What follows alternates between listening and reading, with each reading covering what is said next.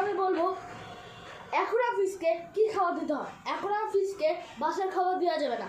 রুটি, ভাত, আটা দিলে এগুলো মরে যাবে। কিছু লোক যারা নতুন তারা ফার্স্টে আনার পর বাসার খাবার দেয়। এটাই মাছের অনেক ক্ষতি হয়।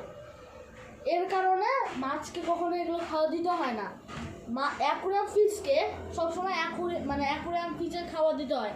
যেমন অ্যাকুরিয়াম খাবারটা আমরা ইউজ করি, এটা অত খারাপও না, এটা অত ভালোও না।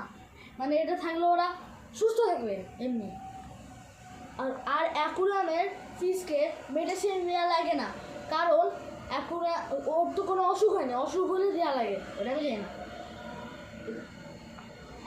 এরপরের ভিডিওতে আমি বলবো শ্রিম্পস ও কচ্ছপ সম্পর্কে, ওদের খাবার। গাপ্পি ফিশ আরও অনেক ধরনের জিনিস খায়। আপনি যদি আপনার যদি শেষ হয়ে থাকে এই খাবারগুলো, তাহলে আপনি মশার ডিম দিতে পারেন। আর গাপ্পি ফিশের ট্যাঙ্কে অবশ্যই কিছু গাছপালা লাগে। আজকের জন্য এটুকুই। আল্লাহ হাফেজ।